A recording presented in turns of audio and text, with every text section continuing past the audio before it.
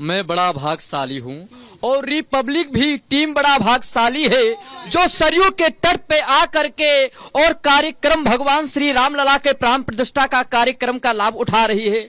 सीतानाथ समारंभाम श्री रामानंदार मध्यमाम अस्मदाचार्य पर्यंताम वंदे श्री गुरुम परंपराम। राम राज बैठे त्रिलोका हर्षित भय गए सब शोका।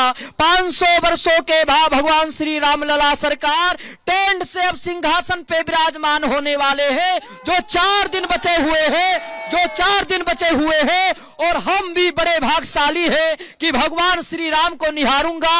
और 14 जनवरी से 22 जनवरी तक मठ मंदिरों में अनुष्ठान हो रहा है, कीर्तन हो रहा है। राम ही केवल प्रेम प्यारा जान ले वो जो जानू निहारा। परमात्मा प्रेम मूर्ति है और भगवान श्री राम दुनिया न चले श्री राम के बिना और राम जी न चले हनुमान के बिना। राम का सहारा तो लेना पड़ता ही है और विरोधियों को भी मैं कहना चाहता हूँ आप भी राम का सहारा ले लो। बिल्कुल, आपने उन संघर्षों का भी जिक्र किया और कहा भी जाता है ये सृष्टि की बिरहा के 100 पर्वत पिघले हे रघुराई तब तुम आए। तमाम लोग हमारे दाहिने तरफ भी खड़े हैं, अगर इस तरफ आप एक बार कैमरा जो है वो पैन कर पाए, क्योंकि यहाँ पर भी कई लोग जो है वो राम भक्त मौजूद हैं और राम की पैड़ी पर इस वक्त पूरी तरह से पूरी अयोध्या राममय हो चुकी है। आप लोग क्या कहना चाहेंगे, क्योंकि बहुत लंबा इंतजार हर एक राम भक्त ने किया। हम लोग बहुत ही भाग्यशाली हैं कि जो प्रभु राम को इस युग में देख रहे हैं, विराजमान होंगे। हमारे पूर्वज जो इंतजार करते, कितने सारे पूर्वज जो हमारे चले गए, नहीं देख पाए प्रभु श्री राम को, और हम लोग इतने भाग्यशाली कि प्रभु श्री राम को मंदिर में विराजमान होते हुए देखेंगे। बिल्कुल, आप लोग भाग्यशाली हैं तो एक बार अपने हाथ ऊपर उठाकर बोलिए जयकारा प्रभु श्री राम का। क्या कहना चाहेंगे आप? सतयुग में सत के नैया, सतयुग में सत के नैया, त्रेता में चारों भैया और द्वापर में कृष्ण कन्हैया और कलयुग के रखबैया हनुमत भैया। इस बार 24 में मोदी जी के 450 माला गला में डाल देंगे। 400 पार की बात अनामिका की जा रही है, 450 की बात भी अब कर दी है, बाकी की बात आप करिए। अरे दूसरों के लिए भी तो कुछ छोड़ दीजिए ना, उनके लिए भी तो कुछ छोड़ दीजिए। वो ये कह रहे हैं कि वो कह रहे हैं अब हम मंदिर जाएंगे, वो कह रहे हैं अब हम मंदिर जाएंगे, अब हम पूजा करेंगे। दिखा तो रहे हैं वो कि हम मंदिर जाएंगे। कौन गीत गाना चाह रहा था आप? कौन गीत गा रहा? आप भजन गाएंगे? आइए आगे आइए, थोड़ा सा आगे आइए, गाइए। अच्छा इनको गाने दीजिए पहले। देखो मेरे साथ सबको गाना है, ठीक है? गाएंगे सब गाएंगे। राम कहानी सुनो रे राम कहानी, राम कहानी सुनो रे राम कहानी। कहते सुनते आवे अखियों में पानी, राम कहानी सुनो रे राम कहानी, राम कहानी सुनो रे राम कहानी। मैम हम लोग तो यही कहेंगे और कुछ नहीं कहेंगे, क्योंकि इस समय अयोध्या भक्तिमय है और हर्ष उल्लास का समय है। 500 वर्षों बाद ये समय आया है। राजनीति तो होती रहती है, देश में राजनीति होगी, लेकिन इससे बड़ा खुशी और कुछ हो नहीं सकता। ठीक है, तो सब में सब अपनी भक्ति दिखा रहे हैं और गीतों के माध्यम से भक्ति अपनी दिखा रहे हैं भगवान को, और बता रहे हैं कि वो कैसे सालों से स्मरण कर रहे थे उनका, और अब प्रभु यहाँ विराजमान होंगे तो वो दर्शन करने दूर से भी आएंगे, और अगर यहाँ के रहने वाले हैं तो दर्शन करेंगे। सौभाग्यशाली। बिल्कुल अनामिका, आप ठीक कह रही हैं। देखिए यहाँ का कण कण जो है वो राम में नजर आ रहा है और यहाँ पर हर तरफ से सिर्फ और सिर्फ राम धुन ही गूंज रही है। एक और कोई राम धुन अगर सुनाना चाहे तो हम आइए प्लीज। सजा दो घर को गुलशन सा मेरे सरकार आए हैं। सजा दो घर को गुलशन सा मेरे सरकार आए हैं। मेरे सरकार आए हैं, मेरे सरकार आए हैं, मेरे सरकार आए हैं। लगे कुटिया भी दुल्हन सी, लगे कुटिया भी दुल्हन सी मेरे सरकार आए हैं।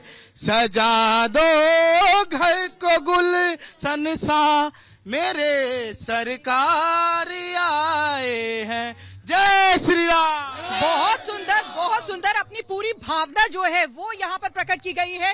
और आप लोगों में से, हाँ जी, गाएंगे नहीं, कुछ हम बोलना चाह रहे हैं। अभी बात हो रही थी कि भगवान राम सबको भक्तिमय कर रहे हैं, तो मानस में एक चौपाई है, प्रविश नगर कीजे सब काजा, हृदय राख कौशलपुर राजा। जब हम हृदय में कौशलपुर राजा को निवास करते हैं तो क्या होता है उसके बारे में लिखा है कि गरल सुधा यानी विष अमृत बन जाता है, रिपु करई मिताई, शत्रु मित्रता करने लगते हैं, गोपद सिंधु और बड़ी समस्याएं, समुद्र जैसी समस्याएं गाय के खुर के बराबर हो जाती है, और अनल शीतलाई, और जो आग होती है जो जला देने के लिए उद्यत होती है वो शीतलता देने लगती है।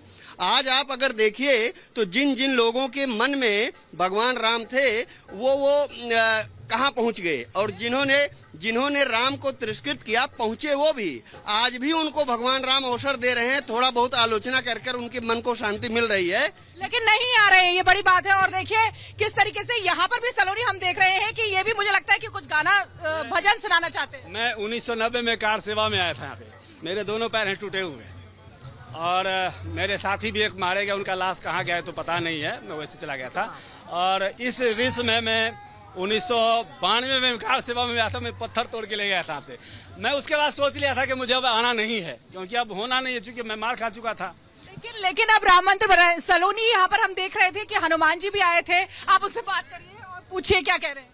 हनुमान जी मेरे ख्याल से आगे चले गए हैं, वो विचरण करते रहते हैं। हनुमान जी का वास सभी जगह होता है, वो रुकते नहीं है, वो रुकते नहीं है। जरा ये बताइए, आप जिक्र कर रहे थे उस दौर का जब आपने संघर्ष से किया, संकल्प तब लिया था और साकार अब हो रहा है, जो संकल्प साकार करने वाला है उसके बारे में क्या सोच?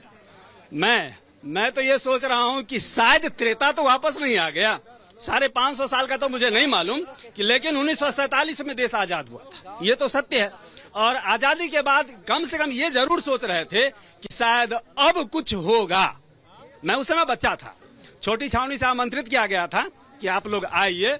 मैं बनारस तक आया तो संसाधन से, लेकिन बनारस से साधन नहीं मिली थी, तो बनारस से फूलपुर तक आया था ऑटो से बैठ करके, और फूलपुर से 200 किलोमीटर पैदल चल करके फिर अयोध्या आया था, और वही निर्वोचन घाट घूमते हुए। पुलिस वाले रोक रहे थे, लेकिन मैं किसी तरह अयोध्या आ गया। अयोध्या आने के बाद छोटी छावनी गया, वहां से 242 आदमियों को लिस्ट हमको बना के दी गई थी जाने के लिए।